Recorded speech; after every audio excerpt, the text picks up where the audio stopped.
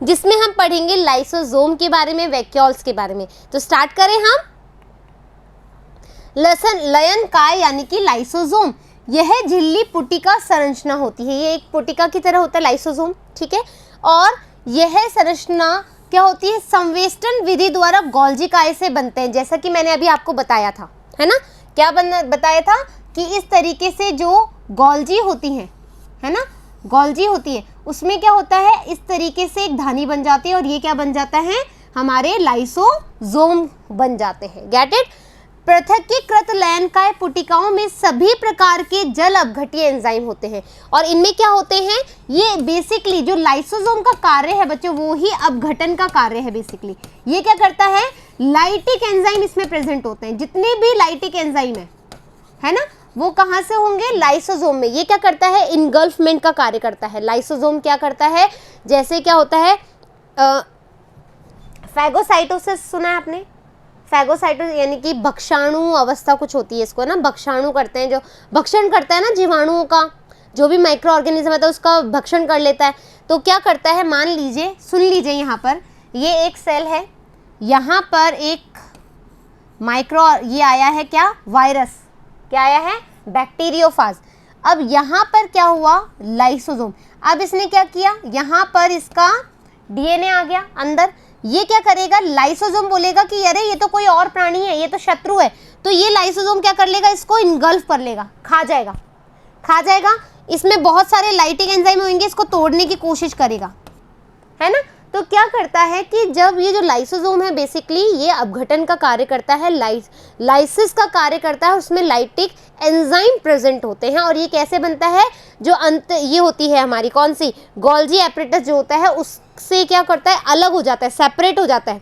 ऐसे वैक्यूल बनाता है, वेसाइकल बनाता है और उससे सेपरेट हो जाता है और उसके अंदर बहुत सारे लाइटिंग एंजाइम प्रेजेंट होते हैं। जल अपघटीय एंजाइम जैसे हाइड्रोलेजेस, ये आपको याद रखना है, लाइपेजेस, प्रोटेजेस और कार्बोहाइड्रेटेजेस। तो ये जितना भी है, हाइड्रोलेजेस जो जल का अपघटन करेगा, लाइपोजेस जो लाइपेज एंजाइम का करेगा, लाइपेज करेगा यानी कि लिपिड का, ये किसका करेगा, लिपिड का, ठीक है, ये लिपिड का करेगा। प्रोटीएजेस जो प्रोटीन का करेगा। कार्बोहाइड्रेटेजेस जो कि कार्बोहाइड्रेट का अपघटन करेगा। यानी कि इसमें बहुत सारे अपघटन के लिए एंजाइम चाहिए होते हैं, प्रेजेंट होते हैं, किसके अंदर, लाइसोसोम के अंदर, जो अम्लीय परिस्थिति में सर्वाधिक सक्रिय रहता है। मोस्ट इंपॉर्टेंट, लाइसोसोम कौन सी कंडीशन में सबसे ज्यादा सक्रिय रहता है, क्षारीय अवस्था में या अम्लीय अवस्था में। तो आपको पता होना चाहिए ये अम्लीय अवस्था में सबसे ज्यादा सक्रिय होता है, ठीक है। अब ये enzyme carbohydrate, protein, lipid, nucleic अम्ल आदि के पाचन में सक्षम है। क्यों, क्योंकि डिग्रेड कर देता है। ये क्या करेगा, डिग्रेड कर देगा, और डिग्रेड करेगा तो इजीली वो क्या हो जाएगा, पाचन हो जाएगा, डाइजेस्ट हो जाएगा। क्लियर बात। अब हम देखते हैं रसधानी यानी कि वैक्यूल। वैक्यूल क्या होती है, कोशिका द्रव्य में झिल्ली द्वारा घिरी हुई जगह को, जो कोशिका द्रव्य होता है ना, उसमें झिल्ली द्वारा घिरी हुई एक जगह होती है जिसको हम क्या कहते हैं, वैक्यूल कहते हैं। इनमें पानी, रस, उत्सर्जित पदार्थ व अन्य उत्पाद जो कोशिका के लिए उपयोगी नहीं होते हैं इसमें मिलते हैं। यानी कि बेसिकली हम बोल सकते हैं वेस्टेज मटेरियल का स्टोरेज कहाँ होता है। हम बोल सकते हैं कि जो वेस्ट मटेरियल है ना, जो वेस्ट प्रोडक्ट है, जो वेस्ट प्रोडक्ट है उसका जो स्टोरेज होता है, उसका जो स्टोरेज होता है वो कहाँ पर होता है, वैक्यूल में। जो भी बॉडी को हमारे रिक्वायरमेंट नहीं होती है और एक्सेस में पड़ा होता है वो कहाँ पर मिलेगा अपन को, वैक्यूल में मिलेगा। तो यानी कि ये वेस्ट प्रोडक्ट का स्टोरेज करता है, ऐसा बोल सकते हैं। रसधानी एकल झिल्ली से आवृत होती है। जो रसधानी है, जो वैक्यूल होती है, उस पर सिर्फ एक ही झिल्ली पाई जाती है और उसको हम बोलते हैं टोनोप्लास्ट। क्या बोलते हैं, टोनोप्लास्ट। इस डायग्राम में देखिए जरा, टोनोप्लास्ट क्या होता है। ये देखो, ये क्या है, वैक्यूल है ना, और इसके ऊपर एक लेयर दिख रही है आपको, ये वाली लेयर है, ये जो लेयर दिख रही है इसको हमने क्या बोला है, टोनोप्लास्ट बोला है। क्या बोला है, टोनोप्लास्ट। यानी कि जो एकल झिल्ली पाई जाती है किस पर, लाइसोसोम पर, उसको वैक्यूल पे, वैक्यूल पर जो एक लेयर पाई जाती है उसको हम बोलते हैं टोनोप्लास्ट, ठीक है। पादप कोशिकाओं में ये कोशिका का 90% स्थान घेरता है। आप देखो, यदि हम पादप कोशिका की बात करें तो 90% जो भाग होगा वो घेरेगा ये, यानी कि बहुत बड़ी वैक्यूल पाई जाती है प्लांट्स में। ठीक है, तो हम देखते हैं कि जो यूकैरियोट्स होते हैं, है ना, उसके अंदर प्लांट में सबसे बड़ी वैक्यूल पाई जाती है जो 90% प्लेस को या स्पेस को कवर करती है। रसधानी के कार्य क्या है ना, बेसिकली जो रसधानी है उसके वर्क क्या है, फंक्शन क्या है। पौधों में बहुतायत आयन व दूसरे पदार्थ सांद्रता प्रवणता पर के विपरीत टेफेनोप्लास्ट से होकर रसधानी में अभिरंजित होते हैं। अभी क्या बोली मैंने, नहीं समझ में आया ना, मेरे को भी नहीं आया, क्योंकि मेरे को भी ऐसे पढ़ने में मज़ा नहीं आता जब तक बात का क्या निचोड़ ना निकाल ले। तो क्या बोल रहा है, देखो, पौधों में बहुत से आयन, ठीक है, पौधों में बहुत से आयन होते हैं दूसरे पदार्थ सांद्रता प्रवणता के विपरीत। सांद्रता प्रवणता यानी कि जो कंसंट्रेशन ग्रेडियंट होता है, इधर देखो, कंसंट्रेशन ग्रेडियंट, अभी मैं बताती हूँ इसका मतलब क्या होता है, क्योंकि अपन ने पढ़ लिया है कि अगेंस्ट में, है ना, जो सांद्रता के साथ में कार्य करता है वो कौन सा होता है, पैसिव ट्रांसपोर्ट होता है। हाँ या ना, हमने बात करी थी जिसमें हमने एग्जाम्पल किसका देखा था, सिंपल डिफ्यूजन का, भाई विसरण विधि का देखा था ना, विसरण डिफ्यूजन का। हाँ या ना, किचन में से गैस बाहर की तरफ निकली, किचन में से जो वो आ रही है, खुशबू आ रही थी, वो बाहर निकली, यानी कि क्या हुआ, सिंपल डिफ्यूजन हुआ। तो सिंपल डिफ्यूजन क्या हुआ, जो सांद्रता के साथ साथ चल रहा है, along with the concentration gradient. लेकिन यदि हम बोल रहे कंसंट्रेशन ग्रेडियंट के विरुद्ध, अगेंस्ट में, यानी कि अब एक पहाड़ी पर पत्थर चढ़ाना है, तो यहाँ पर कौन सा ट्रांसपोर्ट आएगा, एक्टिव ट्रांसपोर्ट। कौन सा ट्रांसपोर्ट आएगा, एक्टिव। ये मैं आपको रिकॉल करा रही हूँ पिछले वाले क्लास का, है ना, तो एक्टिव ट्रांसपोर्ट। तो यहाँ पर जो आएगा, यहाँ पर अपन को एटीपी की जरूरत पड़ेगी, है ना, क्योंकि यहाँ पर कौन सा होगा ट्रांसपोर्ट, एक्टिव ट्रांसपोर्ट होगा। ये तो हो गया पहली वाली बात। अब क्या बोल रहा है, पदार्थ सांद्रता प्रवणता के विपरीत टेफेनोप्लास्ट से, जो टेफेनोप्लास्ट होती है वहां से अभिरंजित होते हैं। कहां पर जाते हैं ये, रसधानी में, यानी कि वैक्यूल में जाकर के इकट्ठे हो जाते हैं। तो डेफिनेटली ये क्या करेगा कि जो भी मॉलिक्यूल एक्टिव ट्रांसपोर्ट से आया है ना, ये कहां जाएगा, वैक्यूल में जाएगा। कहां जाएगा, वैक्यूल में जाएगा, है ना, और वैक्यूल में जाकर के क्या हो जाएगा, अभिरंजित हो जाएगा। अब अभिरंजित हो जाएगा तो बच्चों क्या होता है कि जो अभिरंजन होता है यहाँ पर, ये कैसे होता है, रेड और ब्लू कलर में, है ना। जो अभिरंजन होगा, जो अभिगमित होगा, अभी अभिरंजन वाला भी बताऊंगी, सॉरी, यहाँ पर क्या होगा, अभिगमित होते हैं। इस कारण से इनकी सांद्रता रसधानी में कोशिका द्रव्य की अपेक्षा अधिक हो जाती है। क्योंकि देखो यहाँ पर क्या होगा, जितना भी मटेरियल है यहाँ आके इकट्ठा हो जाएगा। एक पॉलीथिन लो या एक बलून लो, सबसे बड़ी बात है बैलून लो, बिल्कुल बहुत अच्छा वो है। बैलून लिया, पानी भरो, जितना पानी भरोगे बलून उतना आयतन घेरेगा, है ना, बलून उतना आयतन, इतना सरफेस घेरेगा। तो सेम हियर, जितना इसमें कचरा तुम इकट्ठा करोगे वैक्यूल में, जितना वैक्यूल में तुम कचरा इकट्ठा करते जाओगे, उतनी ये क्या ले लेगी, अपनी जगह घेरती जाएगी। ये बात इसमें बोली। अभिरंजन वाली भी बताती हूँ। अमीबा के संकुचन सीन, जो अमीबा है उसके मूवमेंट के लिए भी, उसमें जो संकुचन हो रहा है वो भी रसधानी की वजह से हो रही है, वैक्यूल की वजह से हो रही है। बहुत सारी कोशिकाओं जैसे आद्य जीव, है ना, यानी कि आर्की बैक्टीरिया में खाद्य की रसधानी का निर्माण, यानी कि फूड वैक्यूल की तरह कैसे काम करता है, ये फूड वैक्यूल की तरह भी काम करता है, ठीक है, और पदार्थों को निगलने का कार्य भी करता है। आया समझ में, यानी कि वेस्ट मटेरियल की स्टोरेज के लिए एज अ फूड वैक्यूल की तरह, ठीक है, एज अ जो भी अपने आयन्स आ रहे हैं, जो पदार्थ आ रहे हैं, जो एक्टिव ट्रांसपोर्ट से आ रहे हैं, वो भी इसमें इकट्ठे होंगे। तो इस तरीके से जो है रसधानी के कार्य होते हैं। क्लियर बात। सूत्र कणिका, यानी कि अब अपन बात कर रहे हैं माइटोकॉन्ड्रिया के बारे में, यानी कि याद आ रहा है वो एक बड़ा राजा और एक छोटा राजा, यानी कि माइटोकॉन्ड्रिया क्या थी, खुद एक सेल थी जो कि प्रोकैरियोटिक थी, है ना, जिसके पास अपना एक प्रोकैरियोटिक में एक सेल थी, है ना, एक छोटी कोशिका थी जो कि बड़ी कोशिका के द्वारा खा ली गई थी, इसीलिए आज हमारे कोशिका में माइटोकॉन्ड्रिया मिलता है। लेकिन माइटोकॉन्ड्रिया के पास क्या होता है, 70S टाइप का क्या होता है, 70S टाइप का क्या होता है, राइबोसोम होता है। भैया भूल रहे हो क्या, 80S राइबोसोम किस में मिलता है, यूकैरियोट्स में। प्रोकैरियोटिक सेल में क्या मिलता है, 70S।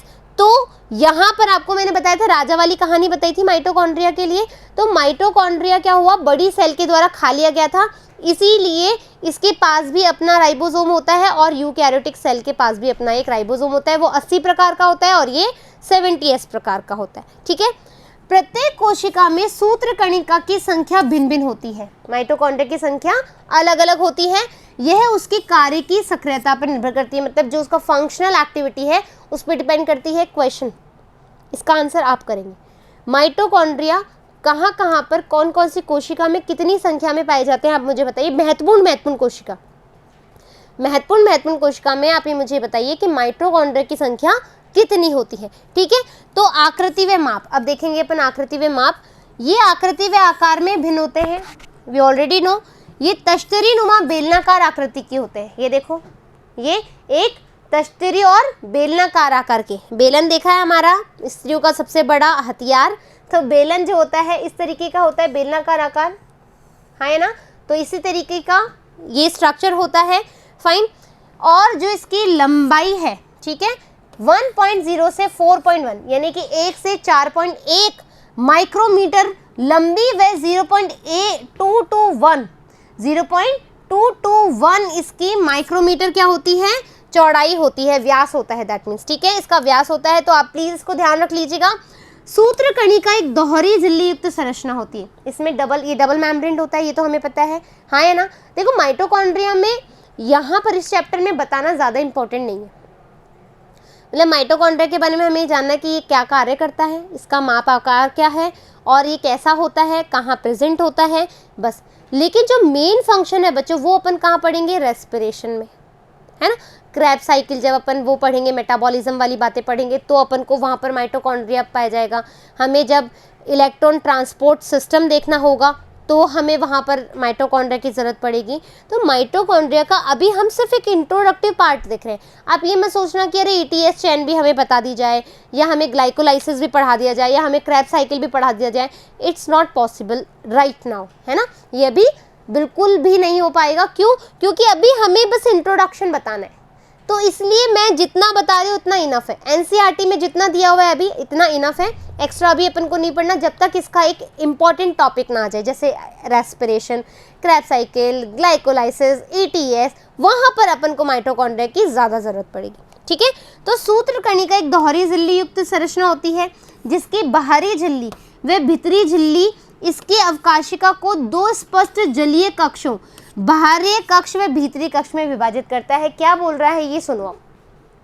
यहाँ पर देखो, ये तो ऑलरेडी रेड है, ठीक है। यहाँ पर देखो बच्चों, ये क्या है, आउटर मेम्ब्रेन, है ना। ये क्या है, आउटर मेम्ब्रेन है, और ये क्या है, इसकी इनर मेम्ब्रेन है ना। और इनर मेम्ब्रेन और आउटर मेम्ब्रेन के बीच में एक स्पेस है ना, इंटर मेम्ब्रेन स्पेस है। क्या है, इंटर मेम्ब्रेन स्पेस।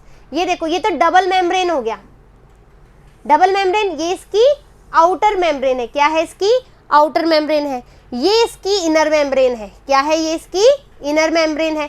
इस आउटर और इनर मेम्ब्रेन के बीच में एक स्पेस पाया जा रहा है जिसको हम बोल रहे हैं इंटर मेम्ब्रेन स्पेस। क्या बोल रहे हैं, inter membrane space. Get it. अब यहाँ पर देखो, ये DNA यहाँ पे प्रेजेंट है, ठीक है। DNA नियंत्रण करता है चीज़ों की, भाई कौन सा जीन कहाँ पर सिचुएटेड होगा और कहाँ पर पास ऑन होगा। फिर हम देख रहे हैं यहाँ पर ये क्रिस्टिनी प्रेजेंट होती है, ऐसे होती है ना। ये माइटोकॉन्ड्रिया है हमारा, फिर ठीक है, ये ऐसे प्रेजेंट होता है, फिर यहाँ पर ऐसे क्रिस्टिनी प्रेजेंट होती है, हाँ है ना। पार्टिकल्स प्रेजेंट होते हैं, F पार्टिकल, F0 पार्टिकल, है ना, F9 पार्टिकल, इस तरीके से पार्टिकल प्रेजेंट होते हैं।